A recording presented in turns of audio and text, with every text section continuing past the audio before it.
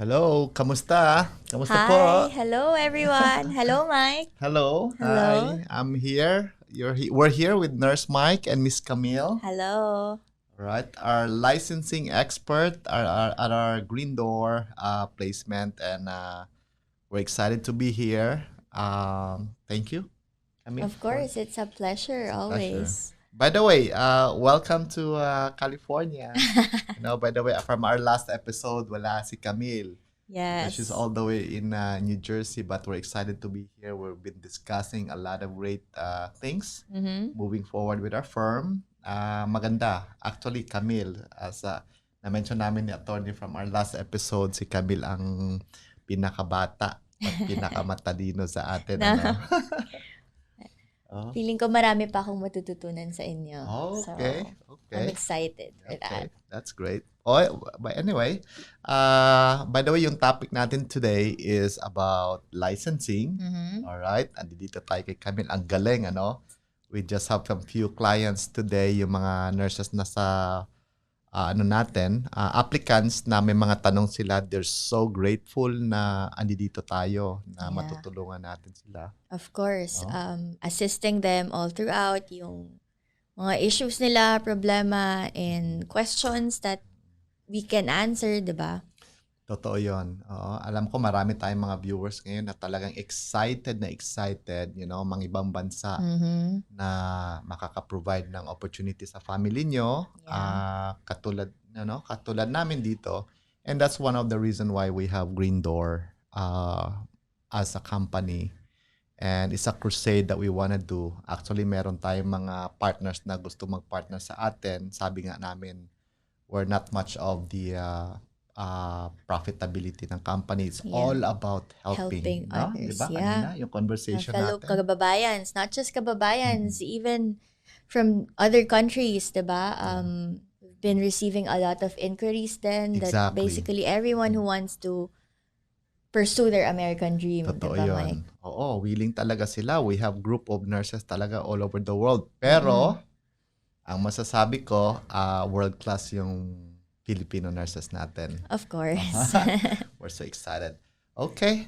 So, kanina nagdi-discuss kami ni Camille about sa licensing. Alam ko marami rin mga bagong graduate din siguro nagtatanong anong mga kailangan yung gawin. What are needed. So, perfect. Andito si licensing expert natin, Miss Camille. Magsa-start tayo. Sabi namin kanina, pag bago kang graduate, graduate ka, excited ka, you did a lot of work. I know that, by the way, as a nurse, mahirap ang yung pinagdaanan natin, no? Yeah. That's to get that diploma. Ngayon may diploma na tayo, may opportunity na rin, no? What's the next step? So that's why. So, Miss Camille, paano yon? Nag-graduate sila. So, gusto nila mag-take ng NCLEX. Anong masasuggest mo sa mga viewers natin? Well, first of all, there's 4 states here in the US na madali mag-apply. So, what are those? Okay. That's New York, Texas, Illinois, and New Mexico. Correct. Yung 4 states na yon, actually, yung pinaka-top state right now that nurses apply to is New York.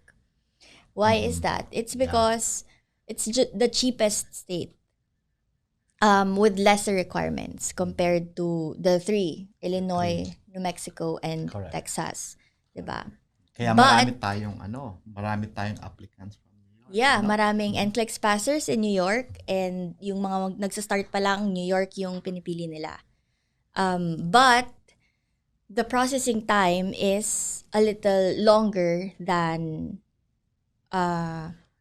Illinois, Texas, or New Mexico. Bakit matagal yung processing nun? Yun ang maganda dito. Alam mo, maganda sa Green Door natin. Camille has been doing this for many years. Hindi lang alam niya yung processing. Alam niya rin yung mga inside scoop. Katulad niyan. Camille, sabihin mo nga sa mga viewers natin, bakit medyo mabagal yung New York? Well, medyo may backlog sila when it Backlogs. comes to processing the eligibility. Correct. And issuing the authorization to test. Minsan, kailangan mo multiple follow-up to be able to get a response from them. Sometimes an email, when you call them, minsan 2 hours, 3 hours, you're gonna be waiting on the phone Wow. to be able to talk to the agent. Somebody. Yeah. Or pag emails naman, sometimes it would take like 2-3 weeks or even a month for them Wow. to respond. Mabagal yun. I mean, Medyo maatasado yun. yeah. But then, yun nga, one good thing about New York is it's very cheap and sobrang dali nung application process with them. But personally, I would suggest for those na hindi pa nag-NCLEX, I would personally suggest na do Texas or Illinois. Texas and Illinois. Okay. Oo, may reason 'yon, na-mention mo kanina bakit medyo may backlog kasi not to mention yung pandemic, medyo atrasado pa rin tayo sa mga processing ngayon, That's one of the things na nagko-contribute dun sa backlogs na 'yon, no? At saka sabi mo affordable yung New York pero mas mabilis yung Illinois and Texas. Correct, Illinois and Texas. Okay. They have the fastest din kasi mabilis mag-reply ang Board of Nursing nila. Mabilis mag-process. So the only thing that will hold your application is the CGFNS application. CGFNS. Yung CGFNS CES evaluation. So that's the Credentials Evaluation Service of CGFNS. If you wanna ask, ano yung CGFNS? Correct. Diba? Oo, talagang yun sa mga hindi pa nakakita ng mga processing, we need to explain that to them. Yeah. That's a good point. So CGFNS, yan yung nagdi-distinguish din with New York and Illinois and Texas. Oh, wow. Ang New York does Galing. not have CGFNS. That's why it's cheaper. Oh, it's cheaper. Yeah. Very good. And probably contributes to the backlog. To the backlog then. Correct. Oh. So the CGFNS, to give you a brief background, is it's the body that evaluates the school documents and the local license documents. Yung PRC, diba? PRC. Dun mo isesend yung school TOR, RLE, Okay. course description, the PRC license validation. Everything. They will review it. Mhm. Once they finish the review, they will send the report to the board. To the board. So, technically, once Illinois, New Mexico, and Texas, once they receive the credentials evaluation report, diretso na sila, ang re-review na lang nila is the application itself or the Application fingerprint, itself. the criminal Correct. background if they have So, one. kaya mabilis, Kaya mabilis. it's faster. Correct. Yeah. Pero, CGFNS costs money. Money. Siyempre. Yeah, cost money. Pero, I think, sabihin natin sa mga viewers natin, it's an investment para sa inyo yon kasi kung kakailanganin nyo later on yung mga credentialings na yon, Yeah. ando doon na. But Yeah. sa mga ibang kababayan natin, hirap din siguro sa mga budgets. But I think it's a good investment. Yeah. It's a good investment. That's very good. If I can say, the NCLEX application is a good investment. Very good. Kasi Oo, of course, once you get licensed, once you start working here in the US, everything pays off, di ba? Oo, everything pays off. Oo, kaya hanap lang ng paraan siguro. We are here for you. Kaya nga, dito kami sa inyo to as much as possible mas mabilis yung processing, makatulong sa inyo. Yeah. Maybe later on, hiningi po namin ang support ninyo na support our company. Follow us sa Facebook ho. Meron tayong Facebook. Promote us kasi there's a lot of help that we're planning. We could help you from your fees and all those things na pwede nating i-support sa inyo as we go along the way. But we need your support, kababayan. Kami po we're all Filipino immigrants here na Yes. we're professionals helping kababayan natin na mga Filipinos. Yun ang heart natin. From Attorney Carmen, from Mona and Jericho, from me, myself, and of course, our Miss Camille here. Yun talagang we're trying to achieve. Thank you so much. Yeah, Okay? of course. So, balik tayo dito. So, NCLEX na sila and you advise to take their CGFNS because it's an investment. Kakailanganin din nila, di ba, later on? Yeah. Tama ba yun? So, after taking the NCLEX, diba, what's the Okay. next step? Okay. I'm licensed already. Mhm. You need to take the IELTS. IELTS for the visa screen application. For the visa screen. Yes. So, NCLEX, processing for visa screen, kailangan mo yung IELTS or the English exam. English exam. The English exam. So, Practice na tayo dyan, ng English natin, ano? Of course. And the visa screen application comes after that. Okay. Pero, you can start the visa screen application while reviewing for the IELTS. Good. So, hindi na mag-aantay. Hindi ka na mag-aantay. So, your papers or yung application mo for the visa screen is already ongoing while you're reviewing for the IELTS. Very good. That's really nice. Okay. Good. So, NCLEX passer ka, and then kung option mo kung mag-CGFNS, and at the same time, as you're applying for your visa screen, nag-aantay ka, nagre-review ka, applyan mo na. Para nag-move forward. Yes. Right after passing the NCLEX, once you have the license number already, start the visa screen application. Nice. Very good. Oh, galing. Very good topic. Yeah. May iba naman tayo. So, punta tayo dun sa mga open states natin. Okay, diba? Open state. Alam ko, maraming nagtatanong dyan, oh Mike, Miss Camille, NCLEX passer na ako. Do I need a social? Saan ako mag-apply? You know, let's start with them passing the NCLEX, and then andito na itong mga requirements natin. Would our companies, employers, can we help them to get hired? Definitely, of course. Okay. Number one, depende rin yan kung saan ka licensed na state. And then second is, depende rin yan sa work experience mo, your qualifications. Along the way, ng application nyo with Green Door, we will be evaluating everything. Correct. From yung credentials nyo, qualifications, work experience, and then we'll be matching you with an employer. Matching. By the way, ang gaganda ng mga employer natin. Yes. Employer, we're so proud. We're really working hard. Na maganda yung mga, hindi lang kayo ma-employ, we're working to have you benefits rin, yung mga benefits ninyo. You know, we'll be working there, secured kayo, secured yung family nyo, yung health insurance. Taken care of. Correct. Or probably mga retirement benefits ninyo. Yes. Pensions and all those things, no? Katulad nito na may NCLEX passer na sila, di ba? Pwede na natin sila i-employ, di ba? Yeah, of course. I-match. So, Match. ang step natin is yung 6th step natin to Green Door recruitment, di ba? Yeah. Pagka okay na sila with the credentials, of course, I will be endorsing them to Mona. Galing. To further interview them, evaluate yung experience nila, and at the same time, match them with the employer. But of course, we'll take into consideration yung preference nila. Like, of course. I want to work in dito sa state na to or I have a relative here, ganon. Or I want to work sa ICU unit, ganon. So, we're gonna balance everything kung ano yung available, the best match for you, and yung gusto nyo, of course.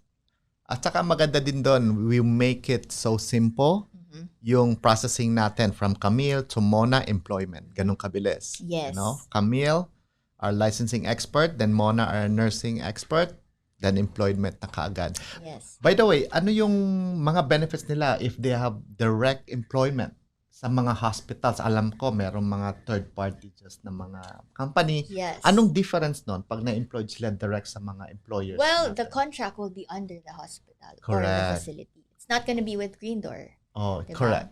Yeah. The salary will be coming from... walang cut. Walang cut Ayaw yun. mo nun. Ayaw mo Yes. ng cut nun. The no? salary will That's be good. coming directly from the hospital or the facility, the employer. Correct. We will be providing them with a 1 or 2 months accommodation. Correct. Yeah. 1 to 2 months When they depende. get here to help them settle down, of course. And of course, yung airfare nila going here. Sagot natin yun. Sagot natin yun. Galing So, yun. in short, wala silang babayaran, right, Mike? Pero walang babaya, walang no cost. Not unless meron kang family, gusto mong isama, you know, that could be possibly out of your pocket. Yeah. But as much as we can, we try to eliminate yung mga cost sa inyo. Katulad sa conversation natin kanina with one of our contacts from Asia, no?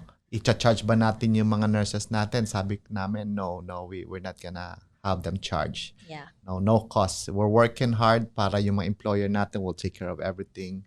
para sa inyo. And at the same time, tayo rin, kabayan, bilisan din natin yung application Oo. para dito na tayo. Kasi at the end of the day, Mike, it's gonna depend sa sa pagsabit nila ng requirements. Oh, correct. Tama.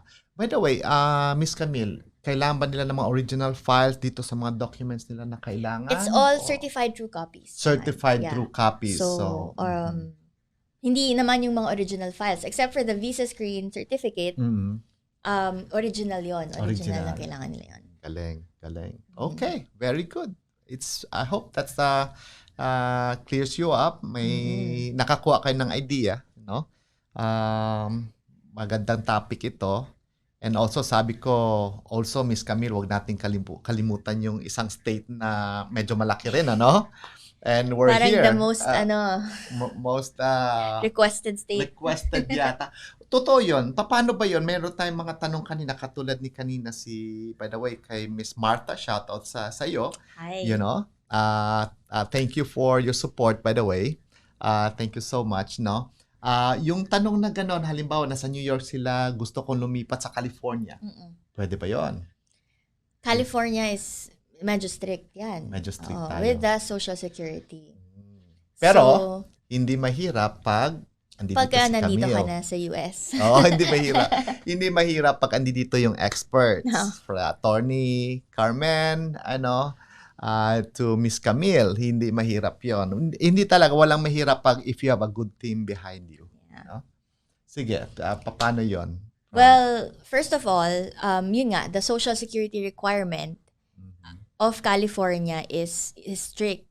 So, hindi ka pwede mag-NCLEX and you can't get licensed if you don't have a Social Security number. You can get licensed, correct. You cannot. Yeah. Social. By the way, pwede ba sila mag-schedule ng NCLEX? I heard back in 2008, 2009, pwede sila mag-take ng NCLEX, So, 10 years ago or 15 years ago, California allows NCLEX applicants na walang social. Hindi sila strict. So, pwede kang mag-NCLEX, but they won't issue you a license. Correct. Unless you get the social. Yun. But ngayon, it's a requirement na. Hindi ka pwede mag-NCLEX if you don't have the social or the ITIN. So, na-mention mo yung IT number, no? Yes. Pwede sila kung meron sila. So, it's either they have the social or the ITIN number. Yes. Very good. Dati, may mga pagkakaiba na, no? So ngayon, dito sa California, kailangan nila may social. Medyo mahirap nga lang. Pero may mga may mga gusto mag-transition, we can help you. Yeah. There's ways, there's possible ways na pwede natin kayong tulungan if you prefer in California. But by the way, thank you again sa mga companies and employers na nagsusuporta sa atin right there and then. Yep. Sabi nila, Mike and Attorney Carmen, Green Door, this is a great thing you're doing. We want to sign up with you. We want to help you. We want to employ your nurses. Yeah. Tell us, especially mga Filipino nurses, may mga big companies tayo dito. Maganda, sabi nila, Mike, we have great benefits for them. So, walang problema doon. At saka California, yung salary dito medyo mataas-taas ng konti. Competitive. Yeah. Galing, ano? So, California talaga maraming gustong pagtrabaho dito. Kasi nga, competitive nga talaga. Yeah, no? competitive ang salary ng nurses here in California. Galing. There's a lot of kababayans here talaga. Marami. Yeah. Ang dami talaga. Parang kahit saan ka tumingin, meron ka makikita. Kababayan. No, galing. So, sabihin natin ito. I know I migrated in the United States, move in Hawaii, move in California. Pero gano'n lang, no? I think ang suggestion ko sa mga kababayan natin, fellow nurses natin, grab ka agad yung opportunity. We need to create urgency. And na-mention nga natin kanina, we're conversating earlier today, ano ba yung mga employees mo? So I think sa pagbaguhan ka, let's just grab right away yung opportunity. Kung sino magiging employer mo, work na kaagad. I remember before, nung nagwo-work ako, I started from talagang mano-mano, ano? Yeah. I remember before, I wake up like 3 a.m. in the morning to open up the clinic at 4 a.m. Pero okay lang. Sige, trabaho lang. work for 12 hours, work another job. Anong ma-advise natin kaya dun sa mga nurses natin? Mike, may mga nagtatanong, hospital ba yan? Skilled nursing Yes. ba? Ano? That's the question that I want to ask you, Mike. Mm-mm. Kasi I've been receiving questions nga, or even I've been hearing people, nurses in the Philippines, na parang, hospital ba yan? And then pag sinasabi ko, some nursing home ganyan. Kasi gusto ko ng hospital. So why is it that the stepping stone here for immigrant nurses is really a nursing home or a nursing facility? Well, I think number one dun is yung security mo rin. Secured ka. Kasi, may mga, yung iba sa atin may mga background. Hindi naman sa kalahatan, kasi I think yung iba may mga background na rin sa mga different countries. Pwede na kayo sabak na, pwede na tayo isabak sa hospitals. Pero I think isang pinaka-importante, iingatan natin yung license natin. Yun ang passport natin to our freedom. For some of you wants to have financial freedom, yung license ang importante talaga. So, iingatan mo yun kasi hindi ka rin pwede magsabakan ka agad, baguhan ka sa environment na kahit ititrain ka rin nila, you have to be aware na may risk din doon. Baguhan tayo. At saka yung mga hospitals, I think sa nakikita ko, they prefer dito yung mga newly grad na tinitrain nila or may mga experience. So maybe that's the reason why nag-start din ako ng skilled nursing facility in Hawaii. Nag-start din ako ng clinics dito sa California as a chronic dialysis, and I become acute specialist nurse. Kailangan nila ng starting sa basics. I think that's the most somewhere. Yeah. Oo. Yun ang advice natin. At saka pag dito ka na, mabilis na lang. I remember before, nung nagwo-work ako, 6 months lang ako, may nakita na kagad akong ibang opportunity that could get me to the next level. Kinuha ko kaagad kasi dito na tayo, I work from chronic clinic dialysis nursing. Nag-acute ako kaagad within 6 months. Na-applied ako sa University of California, and that's it, Maganda na kagad yung employment mo with benefits. Yeah. Importante. So, being a nurse, diba? Yeah. And an immigrant nurse to start, what's your advice to our kababayans or Filipino nurses na wants to pursue their American dream and is afraid na parang they get placed in this kind of facility or in this kind of work Yeah. Okay lang. No, katulad ko ngayon, I'm a business owner now. I'm an entrepreneur. I think when I look back, maganda rin kasi may experience ka sa skilled nursing facility kasi that's the basic foundation. Makikita mo yung mga in and out ng business. And probably later on, you become an owner of companies where we operate a 12-bed facility now with me and my family down in San Diego. It's a great learning curve for you. And then eventually, may experience ka, may connections ka rin. Ma-advise ka kung saan ka mag-work. Then, makakapili ka talaga kung saan mo gusto if you wanna go to a hospital. But we don't discourage yung may mga hospital kasi nga meron naman tayong employer na hospital. So, we also do that. And andito rin tayo like me and Mona, yung mga nurses natin na mga leaders dito na we're willing to help you. Last week, we have our Philippine Nurses Association in Southern California. Meron tayong anniversary. So, malaki yung grupo natin dito na Filipino nurses. We're helping each other. So, okay lang. That's good. So, ano naman kaya ma-advise natin sa mga nurses natin na nag-aantay, hindi pa siguro maka-decide kung mag-move forward ba? Or, I think, to just grab the opportunity, diba, Mike? Parang, tayo, we started there Yeah, exactly. Kung ano yung binigay sa atin, parang, like, it's a starting point for everybody. We have to start somewhere. Exactly. Diba? Oo, totoo And, yan. and if it's up to you kung paano ka gagalaw, if magsipag ka, magpursige ka with your work, then of course, you get rewarded, right? Yeah, exactly. Yeah. Exactly. Pero alam ko naman yung ibang mga kababayan natin dyan, may mga choices din sila. Nasa sa inyo yon. Pero ito lang talaga ma-advise ko. I remember I'm a 2008 batch ng nursing. I'm a graduate of Cebu Doctors in Cebu. And I'm an immigrant, so hindi ako nag-go through ng process na ganito. I'm really learning with Camille now. Pero sa tingin ko, ang advice ko, pag nag-close kasi yung nag-close yung opportunity. Yeah. So ngayon, viewers, kababayan, I think the best thing you could do now is grab the opportunity talaga. Since Yeah. the US is open. Open siya, For open. Philippines, for Filipino nurses, yeah. Yeah, wag na kayo mag-antay because anything could change. Yep. Pwedeng Anything next could change. month, Yes, definitely. next year. Kasi hindi lang tayo ang hindi lang tayo ang supply of nurses, not only the Philippines. We have Yeah. internal products nurses here in the States. Yes. We have a lot of European countries that are flooding here. Australia is open. If you're in Australia, you can practice Australia and US with your license. Canada also. Canada as well. Yes. So, agawan to. So, wag na kayo mag-antay. You never know. Kasi when opportunity is there, i-grab nyo kaagad. Siguro may reason din. Si Lord na dito yung blessing sitting in front of you, grab na natin kaagad and we're here to help you. That's why we're doing this. Yeah, exactly. That's why we're here. Yeah. Yes, very good. Magandang topic. And by the way, kabayan, we're hoping na i-support niyo yung natin, yung Facebook group natin. Yes. We have a lot of things in store for you. A lot of great things. Ang target natin is to have, thousands of friends and families in our group kasi marami tayong mga learnings there from licensing, from resume. We're talking about resume, how you can improve your resume. Yes. Iba yun kasi we will guide you. we will guide you, right? We have top-notch leaders here that will guide you. It's called the Green Door Resume. Kasi paano mo improve yung resume when you're applying in the US, markets, when you're marketing yourself, no? Yes.